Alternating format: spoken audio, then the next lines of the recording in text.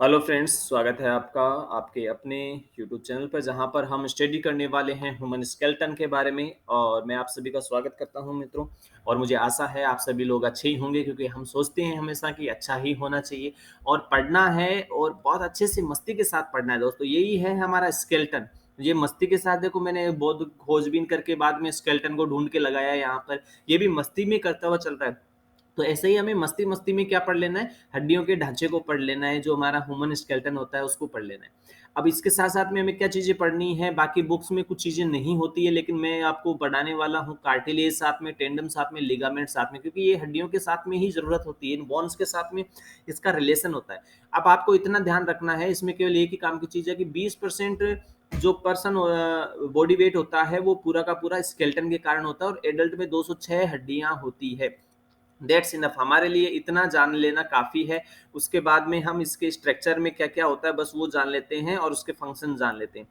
अब देखो यहाँ पर फंक्शन में देखते हैं, फंक्शन में क्या-क्या आता है। फंक्शन यानी उसका कार्यशैली क्या है, सपोर्ट देता है हमारी बॉडी को। हमारी बॉडी को सपोर्ट रखता है, तभी तो हम खड़े रहते हैं। और क्या करता है, फैसिलिटी देता है मूवमेंट में। यदि हाथ ऊपर करना है आपको, अपने सर में खुजलाना है, आपको पीछे किसी को चीट करना है, किसी के कुछ मारना है, किसी को किक करना है, तो मूवमेंट का काम कौन करता है, स्केलेटन करता है। हाथ ऊपर उठेगा तभी तो करेंगे ना। तो प्रोटेक्शन करेगा इंटरनल ऑर्गन को।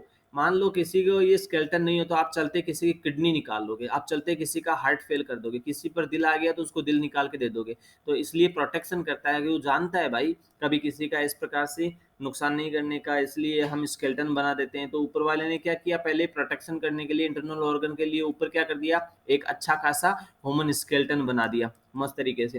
Production of the blood cells, blood cells का प्रोडक्शन करता है, ब्लड का प्रोडक्शन यही होने वाला है। Storage release the minerals of fat, minerals and fat, इन सब का स्टोरेज होता है। लीवर में भी स्टोरेज होता है, यहाँ पर भी होता है। तो यहाँ पर ध्यान रखना, बहुत अच्छे से काम आ गया, इन कामों को याद करके रखना।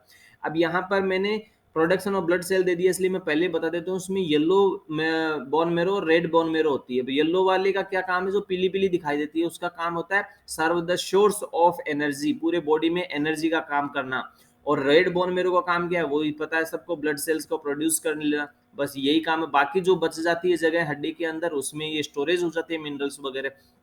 और देखते हैं हम नेक्स्ट स्लाइड में हमें क्या पढ़ लेना है। बहुत ज़्यादा इसको बोरिंग करके चैप्टर को नहीं पढ़ना है, हम क्लासिफिकेशन कर देते हैं। अब इसका क्लासिफिकेशन कर देते हैं, किसका आधार पर, शेप के आधार पर किस प्रकार की है। फिर फंक्शन के आधार पर भी हम देख लेंगे, लेकिन फंक्शन के आधार पर छोड़ो, शेप के आधार पर याद कर लिया तो दैट्स इनफ। इनफ है। 206 हड्डियां होती है, ये मैं आपको बता के आया हूँ पहले ही। अब देख लेते हैं यहाँ पर कौन कौन से। ये हम, मेरा कंकाल है, मेरा स्केलेटन है, तो मैं देखो कितना मुस्कुराता हुआ खड़ा हूँ आराम से, कोई परेशानी नहीं है। ये हड्डी क्या है, ये लेंथ में लंबी है, इसलिए हम इसको क्या बोलेंगे, लॉन्ग। इसे सिलेंड्रिक कलर शेप में दिया जाता है। दो हड्डियां देखो हाथ की है, यहाँ पर ये ह्यूमरस है, ये अल्ना और रेडियस है। ये पैर की है, जिसे फीमर बोलते हैं, ये टिबिया और फिबुला है, एफ। ये तो ये क्या लंबी हड्डियां, यहाँ पर 1 number, 2 number, 3 number, 4 number, 5 number, 6 number, 7 number, 8 number, ये सब हड्डियां क्या है, लंबी वाली हड्डियां, इन्हें हम बोलते हैं लॉन्ग बोन, पहली कैटेगरी। दूसरी आती है शॉर्ट बोन। शॉर्ट यानी छोटी हड्डियां होती है, देखो ये वाली। जैसे यहाँ पर ये छोटी छोटी गोल गोल गोल गोल गोल गोल ऐसे हड्डियां, इनको बोलते हैं शॉर्ट बोन। यदि हाथ में है, कलाई में है, तो हम इसको बोलते हैं कार्पल, कार्पल। और छोटी आगे वाले मेटाकार्पल। यदि पैर में है तो उसको बोलेंगे हम टार्सल, और फिर आती है मेटाटार्सल। इस प्रकार से हम इनको डिवाइड कर देते हैं। और क्या होती है, एक यहाँ पर ये है, इसको हम बोलते हैं फ्लेट बोन। फ्लेट यानी इस प्रकार से होती है, चौड़ी होती है, और फिर धीरे धीरे नीचे नीचे निकल कर आती है। इसलिए होती है स्टर्नम हड्डी, जो हार्ट की सुरक्षा करती है। इरेगुलर यानी एक आया, फिर उसके नीचे डिस्क आ गई, फिर आया, फिर डिस्क आ गई, फिर आया, फिर डिस्क हो गई, उसे बोलते हैं इरेगुलर बोन, जो वर्टिब्रास के रूप में होती है। ठीक है, बहुत सिंपल है, यूज करना, नाम याद करना बहुत अच्छे से। एक होती है पटेला, जिसे हम सिस्मोइड बोलते हैं, जो कि आगे वाली स्लाइड में दिखाई हुई है। ये देखो यहाँ पर इरेगुलर बोन में आ गए सारे के सारे, जितने भी वर्टिब्राज है वो। और सिस्मोइड में आ जाते हैं कौन सी बोन, एक मात्र यहाँ पर स्टार लगा लेना 2-3 बार, वो होता है पटेला।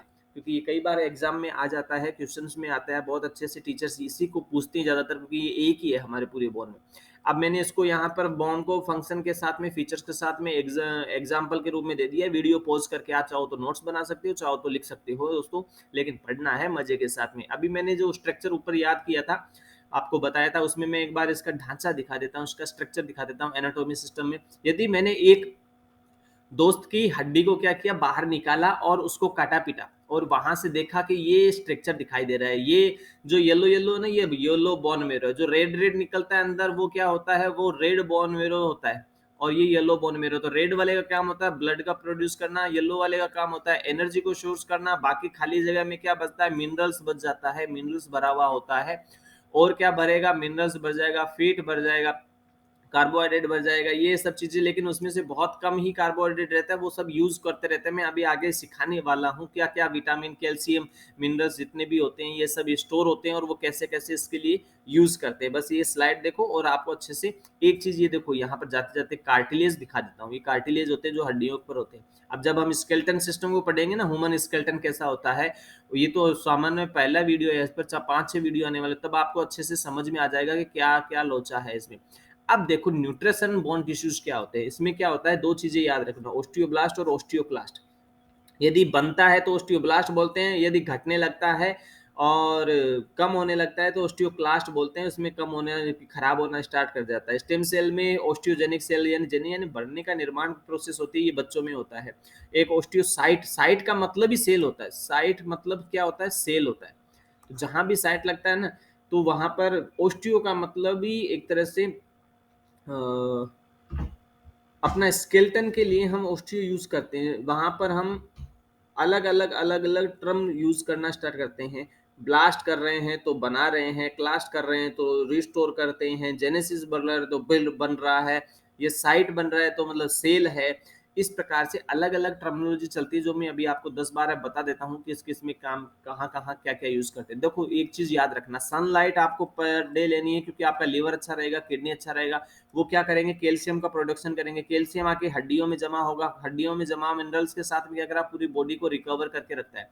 इसलिए यदि आपकी बॉडी में सनलाइट नहीं लगती है, विटामिन डी डिफिशियंसी आ रही है, तो दोस्तों वो आपके लिए नुकसानदायक है। इस चीज को, ये बात चीजों को ध्यान रखना। ये मैंने क्लियर कट यहाँ पर सिखा दिया है कि कैल्शियम और विटामिन डी कैसे करता है। जब यदि कैल्शियम फास्फेट और कैल्शियम कार्बोहाइड्रेट ये क्या करते हैं, कुछ अपनी बॉडी में इकट्ठा होते हैं, तो नीड क्या करते हैं, कैल्शियम ऑब्जॉर्प्शन के लिए विटामिन डी चाहिए।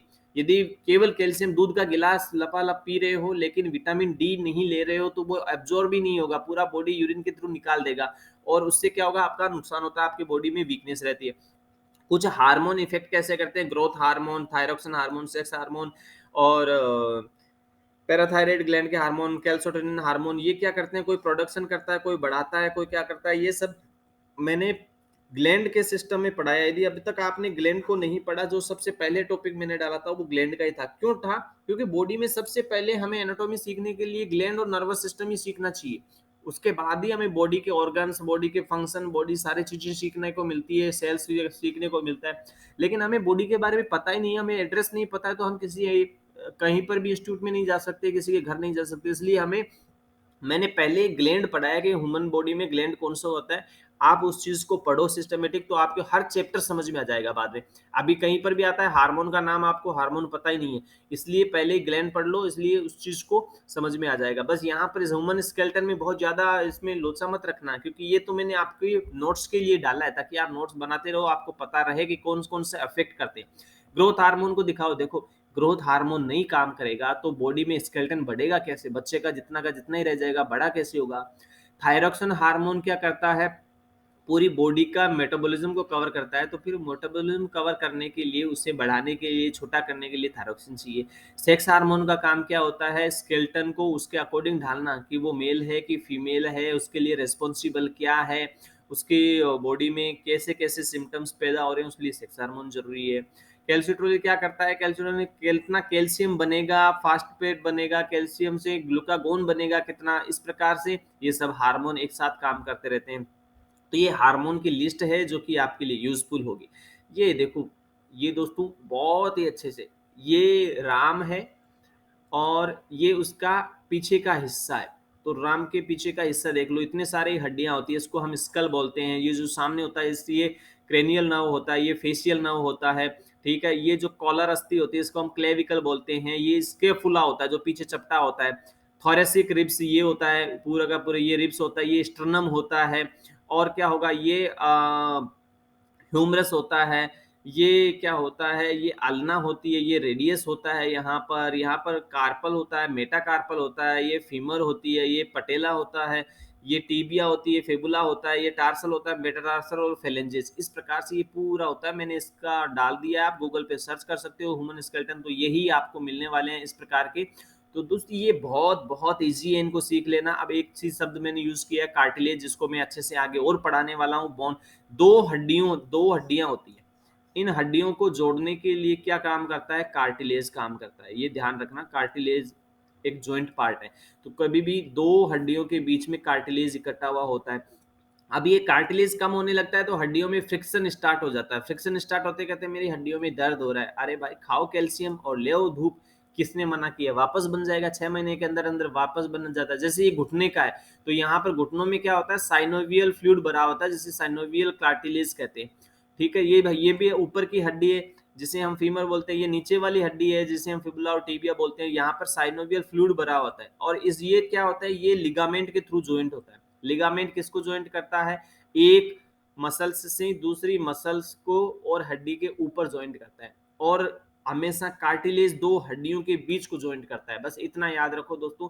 बहुत अच्छे से हम स्टडी करने वाले हैं कार्टिलेज कैसा यूज होने वाला है, कहाँ कहाँ इंपॉर्टेंट कार्टिलेज है, कौन कौन से ह्यूमन स्केलेटन में स्केलेटन सिस्टम है अलग अलग से। इसलिए 3-4 वीडियो आएंगे ह्यूमन स्केलेटन पर, इसलिए सब्सक्राइब करो, बेल बटन को प्रेस करो ताकि नई वीडियो का अपडेट आप तक पहुंचे।